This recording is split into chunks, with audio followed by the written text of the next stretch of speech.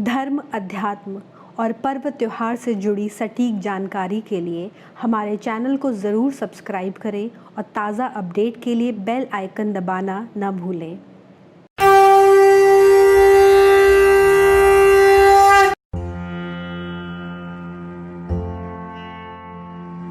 विघ्नहर्ता, मंगल मूर्ति और रिद्धि सिद्धि के दाता भगवान गणेश के जन्मदिन को गणेश चतुर्थी के रूप में मनाया जाता है। हिंदू धर्म में श्री गणेश प्रथम पूज्य हैं। प्रथम पूज्य यानी कि सभी देवताओं में सबसे पहले गणेश की पूजा का विधान है। उनकी पूजा के बिना कोई भी शुभ कार्य शुरू हो ही नहीं सकता। माता पार्वती और भगवान शिव के पुत्र गणेश का जन्मोत्सव पूरे 10 दिनों तक मनाया जाता है। गणेश चतुर्थी के दिन गणपति बप्पा की प्रतिमा को लोग अपने घर लाते हैं और पूरे मान सम्मान, प्रेम भाव और निश्चल श्रद्धा से उनकी सेवा करते हैं। फिर 10 दिन बाद यानी कि अनंत चतुर्दशी को बेहद भावुक होकर उन्हें विदा किया जाता है। विदाई गणेश विसर्जन के रूप में संपन्न होती है। ऐसी मान्यता है कि भाद्रपद महीने की शुक्ल पक्ष चतुर्थी को भगवान श्री गणेश का जन्म हुआ था। हर साल अगस्त या सितंबर के महीने में गणेश चतुर्थी आती है। इस बार गणेश चतुर्थी 22 अगस्त को है, जबकि अनंत चतुर्दशी यानी कि 1 सितंबर को गणपति विसर्जन किया जाएगा। गणेश जी की पूजा मध्याह्न में करने का विधान है। दरअसल हिंदू पौराणिक मान्यताओं के अनुसार भगवान गणपति का जन्म मध्याह्न यानी दिन के समय हुआ था। गणेश चतुर्थी के दिन गणेश जी की स्थापना और पूजा मध्याह्न में ही की जाती है। हिंदू पौराणिक मान्यताओं के अनुसार गणेश चतुर्थी के दिन चंद्र दर्शन यानी कि चंद्रमा को नहीं देखना चाहिए। कहते हैं कि ऐसा करने से व्यक्ति के ऊपर झूठा दोष लगता है। इसे लेकर एक पौराणिक कथा भी है, जिसके अनुसार एक बार चतुर्थी के चंद्रमा के दर्शन करने से भगवान कृष्ण पर स्यमंतक मणि की चोरी का आरोप लगा था। इसके बाद सिद्धि विनायक व्रत करने पर ही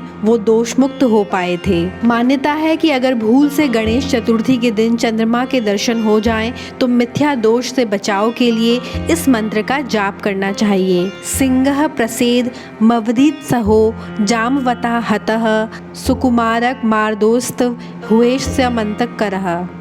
गणेश चतुर्थी की पूजा विधि इस प्रकार है। चतुर्थी के दिन सुबह सवेरे उठकर नित्य कर्म से निवृत्त होकर स्नान करें और स्वच्छ वस्त्र धारण करें। मध्याह्न के समय घर के मंदिर या स्वच्छ स्थान पर गणेश की प्रतिमा रखें।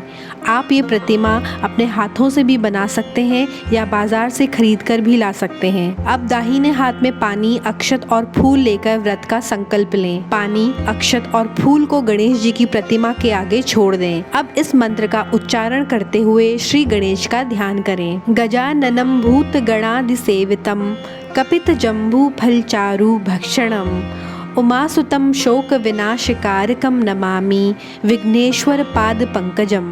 अर्थात हाथी के मुख वाले भूत गणों के द्वारा सेवित कैत एवं जामुन का चाव से भक्षण करने वाले शोक यानी दुख या कष्ट के नाशकर्ता उमा पुत्र का मैं नमन करता हूँ। विघ्नों के नियंता श्री गणेश के चरण कमलों के प्रति मेरा प्रणमन।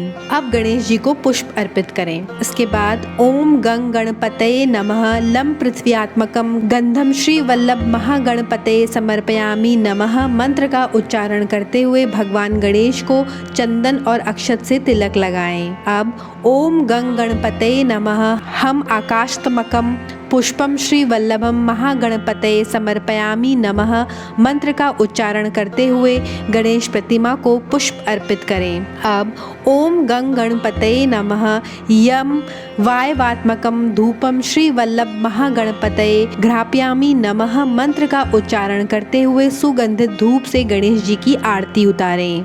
इसके बाद ओम गंग गणपतये नमः रम वहनात्मकम दीपम श्री वल्लभ महागणपतये दर्शयामि नमः मंत्र का उच्चारण करते हुए दीपक से आरती उतारें। फिर ओम गंग गणपतये नमः वम अमृतात्मकम नैवेद्यम श्री वल्लभ महागणपतये निवेदयामि नमः मंत्र का उच्चारण करते हुए गणेश जी को भोग अर्पित करें। भगवान गणेश को मोदक अति प्रिय है। संभव हो तो उन्हें मोदक का भोग लगाएं। मोदक का भोग लगाने से गणपति शीघ्र प्रसन्न हो जाते हैं। इसके बाद ओम गंग गणपतये नमः सम सर्वात्मकम तांबूलम श्री वल्लभ महागणपतये समर्पयामि नमः मंत्र का उच्चारण करते हुए श्री गणेश को पुष्प अर्पित करें और हाथ जोड़कर प्रार्थना करें। इसके बाद किसी ब्राह्मण को भोजन कराएं और यथाशक्ति दान देकर विदा करें। भगवान गणेश की जन्म कथा। भगवान श्री गणेश के जन्म को लेकर 3 कथाएं प्रचलित हैं, जो इस प्रकार हैं। एक कथा के मुताबिक देवादिदेव महादेव ने गणेश जी को पंच तत्वों से बनाया। जब भगवान शिव गणेश जी को बना रहे थे तो उन्होंने विशिष्ट और अत्यंत रूपवान रूप पाया, और ये खबर जब देवताओं को मिली तो उन्हें डर सताने लगा कि कहीं ये सबके आकर्षण का केंद्र न बन जाएं। इस डर को भगवान शिव ने भांप लिया। फिर क्या था, उन्होंने गणेश के पेट को बड़ा कर दिया और मुख हाथी का लगा दिया। वहीं एक अन्य कथा के मुताबिक माता पार्वती ने एक बार अपने शरीर पर उपटन लगाया था। स्नान से पूर्व जब उन्होंने अपने शरीर से इस उपटन को निकालना शुरू किया तो उस मैल को उन्होंने पुतले का रूप दे दिया। फिर उन्होंने उस पुतले में प्राण डाल दिए।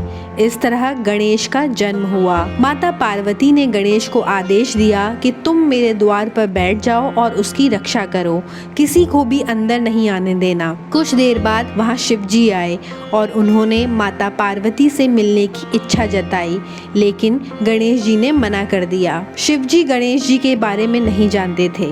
फिर क्या, दोनों में विवाद हो गया और युद्ध की स्थिति आ गई। क्रोध में आकर शिवजी ने अपने त्रिशूल से गणेश का सिर काट डाला। पार्वती जी ने जब ये दृश्य देखा तो वे भीषण रुदन करने लगीं। उन्होंने शिवजी से कहा कि आपने मेरे बेटे का सिर काट दिया। शिवजी ने पूछा कि ये तुम्हारा बेटा कैसे हो सकता है। इसके बाद पार्वती ने शिवजी को पूरी बात बताई और उन्हें गणेश को फिर से जीवित करने के लिए कहा। शिवजी के लाख बनाने पर भी पार्वती जी नहीं मानी। अंत में शिवजी ने पार्वती को मनाते हुए कहा कि ठीक है, मैं इसमें प्राण डाल देता हूँ, लेकिन प्राण डालने के लिए एक सिर चाहिए। इस पर उन्होंने गरुड़ जी से कहा कि उत्तर दिशा में जाओ और वहाँ जो भी माँ अपने बच्चे की तरफ पीठ करके सोई हो उस बच्चे का सिर ले आना। गरुड़ जी भटकते रहे पर उन्हें ऐसी कोई माँ नहीं मिली। आखिरकार एक हथिनी दिखाई दी। हथिनी का शरीर का प्रकार ऐसा होता है कि वो बच्चे की तरफ मुंह करके नहीं सो सकती। गरुड़ जी उस शिशु हाथी का सिर ले आए। भगवान शिव ने उस सिर को बालक गणेश के शरीर से जोड़ दिया, उसमें प्राणों का संचार कर दिया।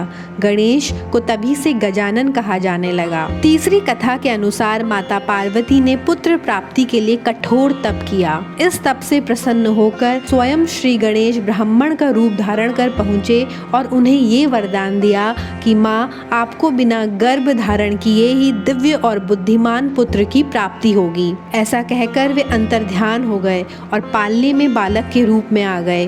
भगवान शिव और माँ पार्वती ने उत्सव का आयोजन किया। इस उत्सव में देवी देवता, सुर, गंधर्व और ऋषि मुनि भी पधारे।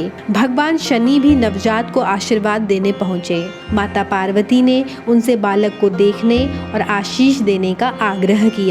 शनि महाराज अपनी दृष्टि की वजह से बच्चे को देखने से बच रहे थे, लेकिन माता पार्वती बुरा मान गईं और उन्हें ये बिल्कुल भी अच्छा नहीं लगा। उन्होंने शनिदेव से कहा कि आपको ये उत्सव नहीं भाया, बालक का आगमन भी पसंद नहीं आया।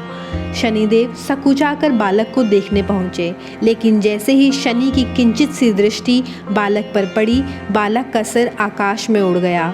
माता पार्वती विकल हो गईं। चारों तरफ हाहाकार मच गया। गरुड़ जी को तुरंत सिर लाने को कहा गया। फिर क्या था, गरुड़ जी हाथी का सिर लेकर आए। इसके बाद भगवान शंकर ने बालक के शरीर से हाथी का सिर जोड़ दिया और उसमें प्राण फूंक दिए। इस तरह भगवान गणेश पुनः जीवित हो उठे। भगवान गणेश की जन्म कथा समाप्त हुई।